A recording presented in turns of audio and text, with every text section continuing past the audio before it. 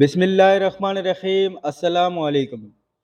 آخر سن 866 ہجری میں سکندر بیگ نے خود صلح کی درخواست پیش کی اور آئندہ باوفا رہنے کا اقرار کیا۔ سلطان نے اس کی درخواست منظور کر لی اور البانیہ سے اپنی فوجیں ہٹا لی، لیکن سکندر بیگ نے پھر مخالفت کا اظہار کیا اور سلطان کو دوبارہ خود فوج لے کر البانیہ جانا پڑا۔ اس مرتبہ سکندر بیگ سلطانی حملے کی ٹکر نہ سنبھال سکا اور اس کو البانیہ سے حدود ریاست وینس کی طرف پناہ گزین ہونا پڑا، جہاں اس کو بڑی آؤ بگت کے ساتھ لیا گیا۔ وہیں سکندر بیگ کا انتقال ہوا اور البانیہ مستقل طور پر سلطانی قبضے میں آ گیا۔ بلگریڈ کے حملے کی ناکامی اور سکندر بیگ کے عرصہ دراز تک برسر مقابلہ رہنے کے سبب سے عیسائیوں کے دلوں سے سلطان محمد فاتح کی وہ ہیبت جو فتح قسطنطنیہ کے بعد پیدا ہو گئی تھی کم ہونے لگی، اور ان کی ہمتیں پھر سلطانی مقابلے کے لیے بڑھ گئی۔ وینس کی ریاست، جس نے چند روز پہلے دب کر صلح کی تھی، پھر طاقت کے اظہار پر آمادہ ہونے لگی۔ سلطان نے اس کی سرکوبی بھی ضروری سمجھی اور سمندر کے کنارے دور تک وینس کے علاقے کو فتح کر کے بہت سے شہروں کو اپنی حکومت میں شامل کر لیا۔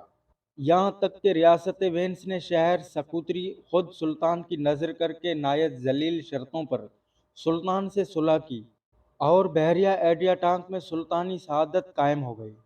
سن 878 ہجری میں سلطان محمد فاتح نے اپنے سپہ سالار احمد قیدق کو اپنا وزیر اعظم بنایا اور بحیرہ یونان کے جزیروں پر قبضہ کرنے میں مصروف رہا۔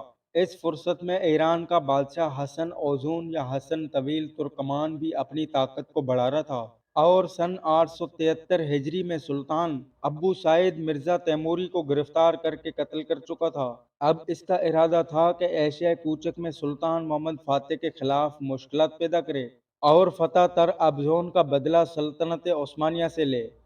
چنانچہ اس کی پشت گیری سے ایشیا کوچک میں کئی مرتبہ بغاوتیں برپا ہوئیں اور ہر مرتبہ سلطان محمد فاتح کے سپہ سالاروں نے ان کو فروخت کر دیا۔ سلطان محمد فاتح ایران کی مسلمان سلطنت سے لڑنا نہیں چاہتا تھا۔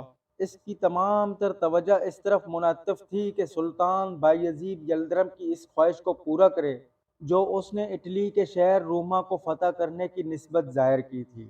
اسی لیے اس نے نہایت پائیدار اور مستحکم طریقے سے اپنی حدود سلطنت کو اٹلی کی طرف بڑھایا اور دوسری سمتوں سے بھی غافل نہیں رہا۔ اس نے حادثہ بلگریڈ کے بعد دریائے ڈینوب کے شمالی صوبوں پر بلگریڈ تک اپنا قبضہ و تسلسل مضبوطی سے جما لیا اور بلگریڈ کی فتح کو کسی دوسرے وقت پر ملتوی کر کے جزائر یونان اور وینس وغیرہ کے علاقوں کو فتح کیا۔ ایشیا کوچک اور ایران کی طرف سلطان محمد فاتح کی توجہ منعطف ہونے والی نہ تھی، مگر قدرتی طور پر ایک سامان پیدا ہوا اور سن 879 میں سلطان نے اپنے وزیر اعظم احمد قیدق کو فتح کریمیا کے لیے بحیرہ اسود کی طرف روانہ کیا۔ جزیرہ نما کریمہ عرصہ دراز سے چنگیزی نسل کے قوانین کی حکومت میں تھا۔ کچھ دنوں سے جینوا والوں نے کریمیا کے جنوبی ساحل پر بندرگاہ یافیا کو اپنے قبضے میں لے لیا اور اپنے جنگی جہازوں کی مدد سے یافیا پر اپنا مستقل قبضہ جما کر خان کریمیا کے لیے باعث تکلیف ہو گئے۔ خان کریمیا نے مجبور ہو کر سلطان محمد فاتح کو امداد کے لیے لکھا کہ جینوا والوں کو یافیا سے بے دخل کر دیجیے اور مجھ کو اپنی سرپرستی میں لے لیجیے۔ سلطان نے خان کریمیا کی اس درخواست پر ہمدردانہ توجہ مبذول کی اور احمد قیدق کو زبردست جنگی بیڑے کے ساتھ اس طرف روانہ کیا۔ احمد قیدق اپنے ساتھ 40,000 فوج لے گیا اور 4 دن کے محاصرے کے بعد یافیا کو فتح کر کے 40,000 جینوا والوں کو جو وہاں موجود تھے گرفتار کر لیا۔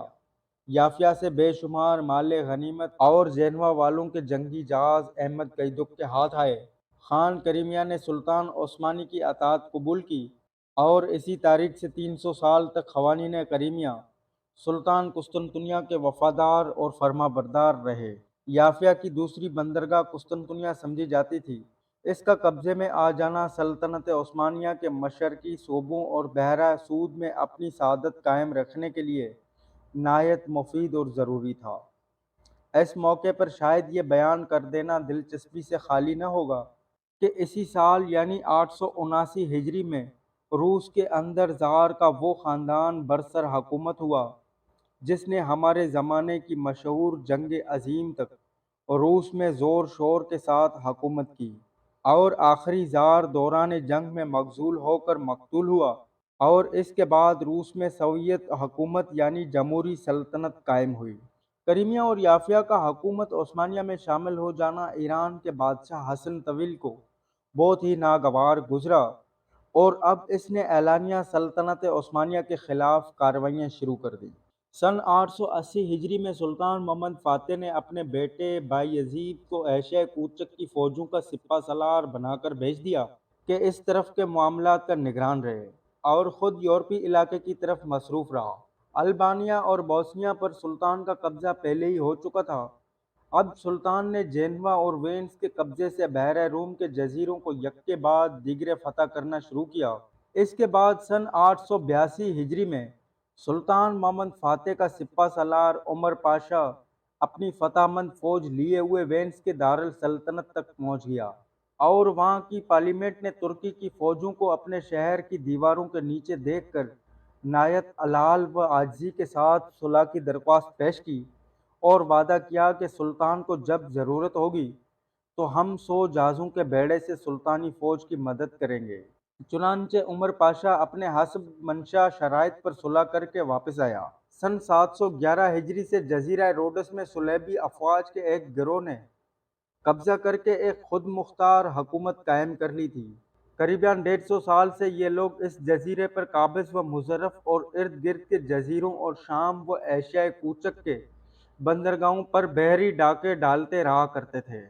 وینس و جینوا والوں نے بھی کبھی ان کو نہیں چھیڑا تھا، بلکہ ان کو صلیبی افواج کی یادگار سمجھ کر ان سے اتحاد رکھنے، ان کی ڈاکہ زنیوں کو جو عموماً مسلمانوں کے لیے باعث تکلیف ہوتی تھی بنظر استحسان دیکھتے تھے۔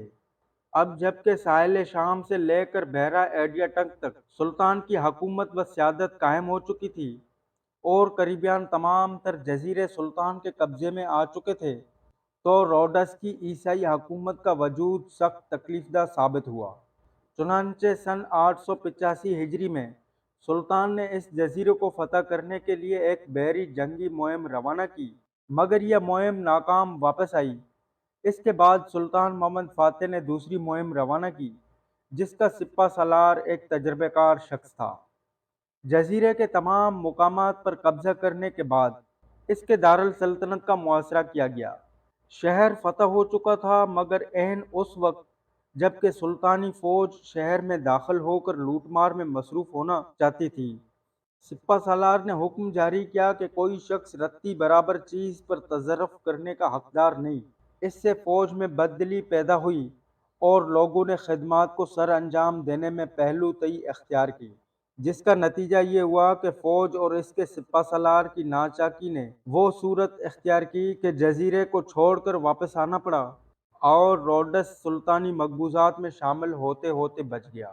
جب روڈس کی جانب مہم روانہ کی گئی تو اس کے ساتھ ہی سلطان نے اپنے وزیر اعظم احمد قیدق کو فاتح کرائمیا کو ایک فوج دے کر جہازوں کے ذریعے سے اٹلی کے جنوب کی جانب روانہ کیا کہ وہ ملک اٹلی میں داخل ہو کر وہاں فتوحات شروع کرے۔ چنانچہ احمد قیدق نے ساحل اٹلی پر اتر کر متعدد مقامات کو فتح کر کے اٹلی کے شہر آرٹینٹو کا محاصرہ کر لیا، جو اٹلی کا باب الفتح کہلاتا تھا۔ یعنی اس شہر کے فتح ہونے کے بعد ملک اٹلی اور شہر روما کو فتح کرنا کوئی مشکل کام نہ تھا۔ آخر سن 885 ہجری مطابق 11 اگست سن 1480 عیسوی تک احمد قیدق نے شہر کو بزور شمشیر فتح کر لیا، اور 20,000 کے قریب محصورین کو گرفتار و قتل کیا۔ اس مستحکم مقام کے قبضے میں آ جانے کے بعد شہر روما کو فتح کرنا کوئی مشکل کام نہ تھا۔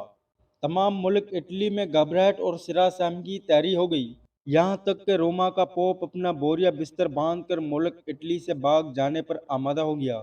شہر آرٹینٹو ٹرانٹو کی فتح اور روڈس کی مہم ناکام ہونے کا حال سلطان محمد فاتح کو معلوم ہوا تو اس نے فوراً فوجوں کے فراہم کرنے اور سامان جنگ کے تیاری کا اہتمام کیا۔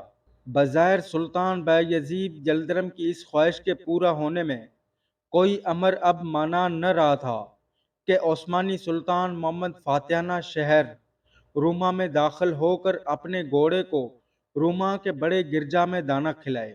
اس مرتبہ سلطان محمد فاتح نے بڑی سرگرمی کے ساتھ فوجی تیاری کی اور آبنائے باصفور پر سمندر کے کنارے فوجی علم نصب کرا دیے۔ وہ اس بات کی علامت تھی کہ سلطان اپنی جرار فوج کے ساتھ بہت جلد روانہ ہونے والا ہے۔ اس وقت سلطان کے سامنے تین مہمیں موجود تھیں۔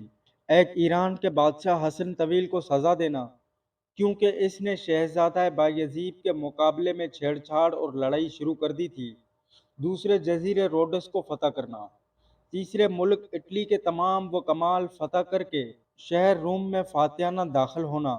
سلطان نے کسی دوسرے شخص کو یہ نہیں بتایا کہ وہ اول کس طرف متوجہ ہوگا۔ سلطان محمد فاتح کی یہ عادت تھی کہ وہ جب کسی مہم پر خود روانہ ہوتا، حتیٰ کہ اس کے وزیر اعظم تک کو بھی یہ معلوم نہ ہوتا تھا کہ اس کا ارادہ کس طرف کا ہے۔ ایک مرتبہ سپہ سالار نے سلطان سے پوچھا تھا کہ آپ کا ارادہ کس طرف کا ہے اور آپ کا مقصد کیا ہے؟ تو سلطان نے اس کو جواب دیا کہ اگر مجھ کو یہ معلوم ہو جائے کہ میری داڑھی کے ایک بال کو میرے ارادے کی اطلاع ہو گئی تو میں اپنی داڑھی کے اس بال کو نوچ کر فوراً آگ میں ڈال دوں۔ اس سے اندازہ ہو سکتا ہے کہ سلطان کو جنگی معاملات میں کس قدر احتیاط ملحوظ تھی۔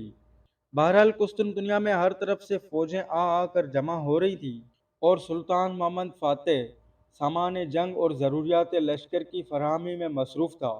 یہ تیاری بہت ہی عظیم الشان اور غیر معمولی تھی، جس سے ظاہر ہوتا تھا کہ بہت جلد برائے اعظم یورپ اور برائے اعظم ایشیا میں عظیم الشان فتوحات سلطنت عثمانیہ کو حاصل ہونے والی ہیں۔ ان تیاریوں میں سن 886 ہجری شروع ہو گیا اور لشکر کے کوچ کرنے کا وقت قریب آ گیا۔ سلطان محمد فاتح نے قسطنطنیہ سے کوچ کیا۔ اس کے انداز سے معلوم ہوتا تھا کہ وہ اول شاہ ایران کو سزائے دے کر بہت جلد وہاں سے واپس ہو کر روڈس کو فتح کرے گا اور روڈس سے فارغ ہو کر ملک اٹلی میں اپنی پوری طاقت کے ساتھ داخل ہوگا، جہاں شہر ٹرانٹو پر اس کا بہادر سپہ سالار احمد قائد قابس و متظرف اور اپنے سلطان کی تشریف آوری کا منتظر تھا، اور پوپ سکٹس چارم روما میں منتظر تھا کہ سلطان کے حدود اٹلی میں داخل ہونے کی خبر سنتے ہی وہ روما سے فرار ہو جائے گا، مگر قضا و قدر کے سامنے کسی کا بس نہیں چل سکتا۔